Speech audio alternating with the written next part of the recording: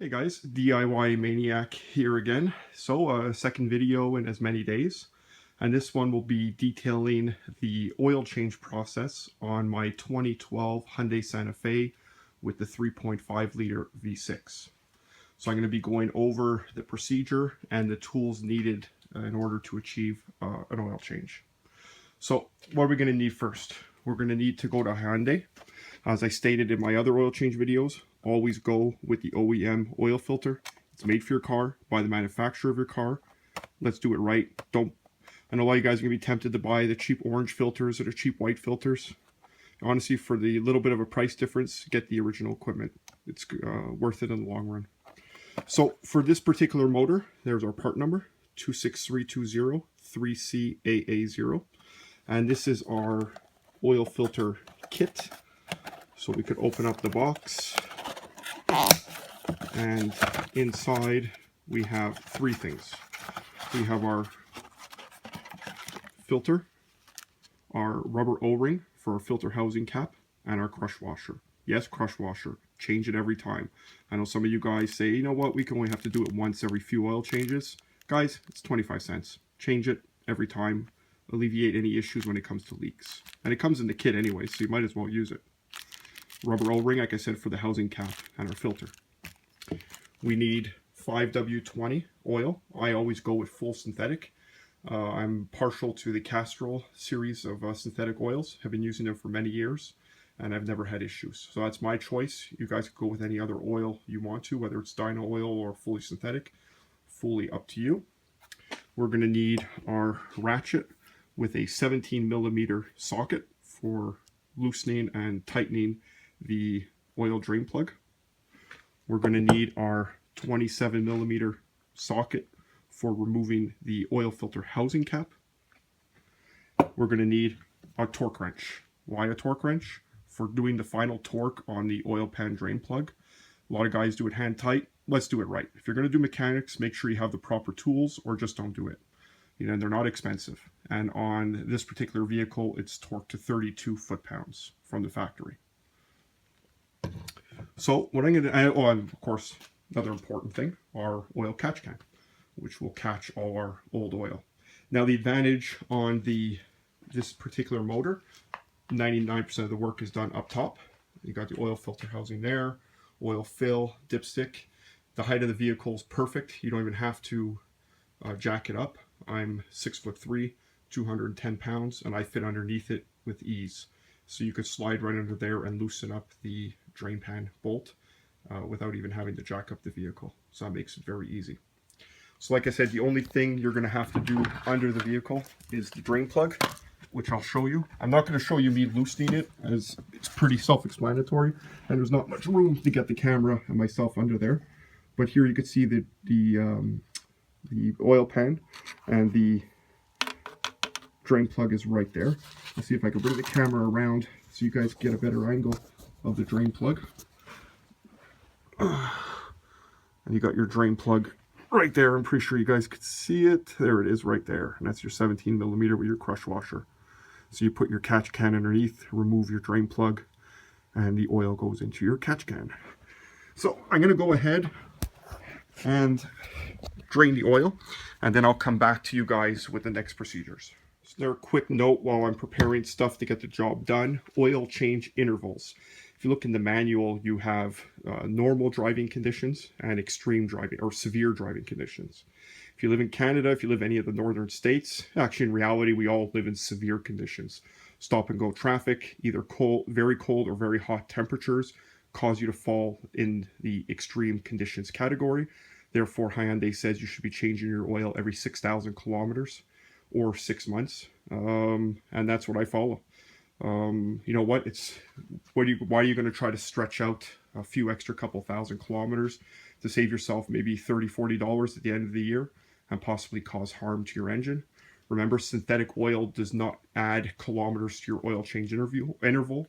It adds extra protection in between oil changes. So let's not forget that. So that's I follow the Hyundai method for respecting that, and therefore respecting the warranty conditions. So now I have the drain plug out, and one thing you guys want to do, is, as it's draining, remove the filler cap. This allows air in behind fluid, causing it to drain much quicker and more thoroughly. It's kind of like plumbing in your house. Air behind water flows better. So we remove that. So as I stated, the drain plug is out. I've got into that. So we can see here our drain plug. Move stuff out of the way. So here's our drain plug right there. We're going to take our new crush washer and we're going to put it on and get it ready. Now it's going to take some time for the oil to drain, and you want to give it that time. We want to make sure the crankcase and oil pan are fully drained. So give it as much time as it needs. You can't be in a rush for this. We don't want to leave any old oil in there. We want to try to get out as much as possible. This particular vehicle pretty much takes the total 5-liter jug for complete fill. That's what I do every time I dump in the whole 5, and it's perfectly where I need it to be, just a hair below the full mark.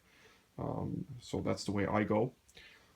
So right now what we're going to do is we're going to prepare to take off the filter housing cap. So we take our socket. We're going to need an extension as well. Now this size socket is 3/4 inch drive. So we could take our 3/4 inch extension as well, because you're going to need it to get in there.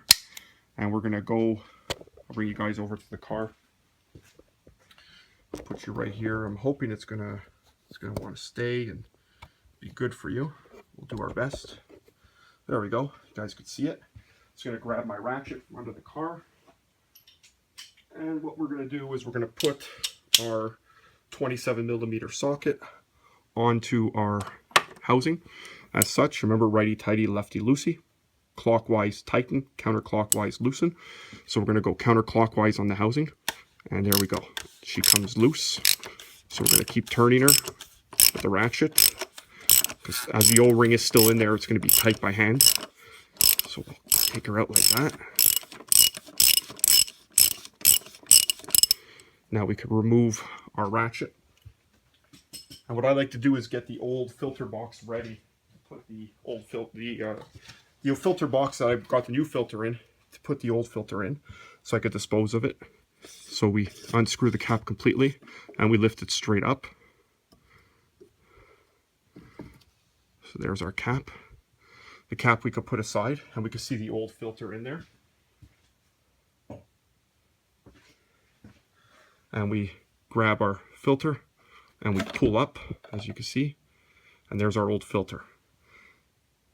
And we put it in the box. Now this is the old filter, and it is still in pretty good shape. The pleats are all still nice and straight, and this has just a hair over 6,000 kilometers on it, and it's still in perfect shape.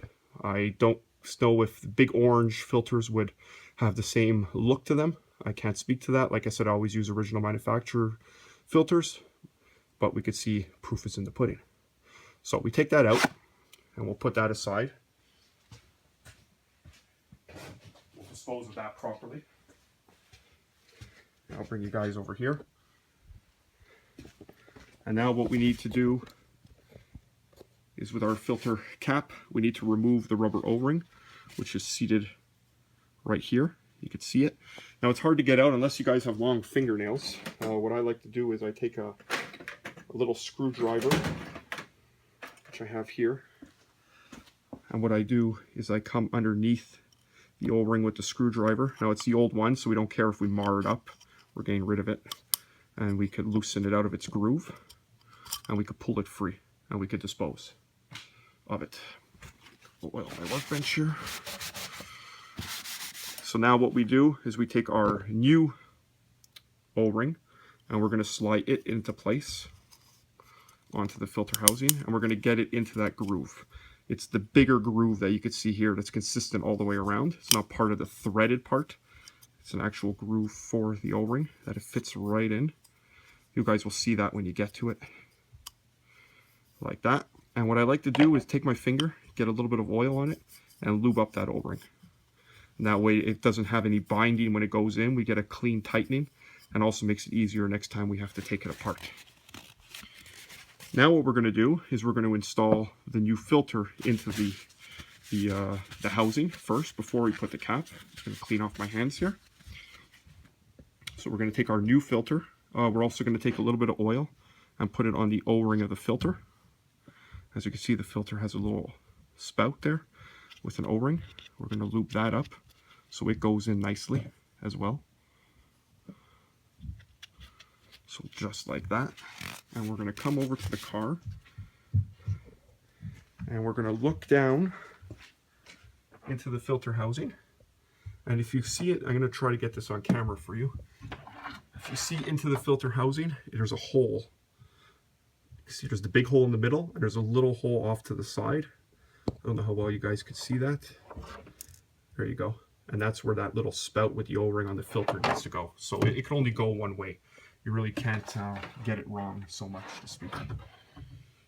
So we take our filter, we insert it into our housing, get the spout close to the hole, but you'll fill the hole once you're there, it'll drop in.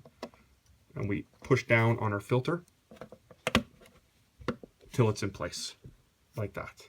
So I'm gonna go grab the cap and I'll show you how that goes on. So here we go, we have our filter in the housing, and we're gonna take our cap and we're gonna screw our cap on. We're gonna have to push down on the cap to get it seated, and then we can start screwing by hand as such. So now the cap is hand started, so we start threading it. We can then come back on with our socket and tighten it up. And you're going to start feeling resistance when the O-ring starts going into the housing. That's okay. And we're going to turn. Now, as far as tightness, we could go by torque, 35 Nm. What I did is I torqued it the first time, and then I use a witness mark I have marked on the side, and I get it tight. And now my witness marks are lined up. And that's the way I do that. So now that's in. So now our next step is to continue allowing the oil to drain, and then we're going to reinsert our drain plug, torque it down, and then we could go ahead and put oil into the vehicle. Okay guys, so that brings us to the last step, which is adding the oil to the car. So our drain plug is installed with the new crush washer, torqued to spec, that's done. Oil filter is in, cap is on, and now we're going to put our oil. So like I said, for me, the 5-liter jug is usually always completely needed to get me exactly where I need to be, but I still don't dump the whole 5 liters in right away. I'll leave about 200 ml in the bottle, and then I'll start doing visual verifications on the dipstick. So I'm going to go ahead and add the oil. So you can use a big funnel into the oil fill, and you go ahead and add your oil. And then obviously what you're going to want to do before you start doing final checks is start up the vehicle. That allows oil into the passageways and to saturate the filter to give you a more accurate read. Now Hyundai recommends when checking the oil that the engine is warm and left to sit for 5 minutes. I've done tests from one car to another on fluid oil level when oil is cold and when oil is hot.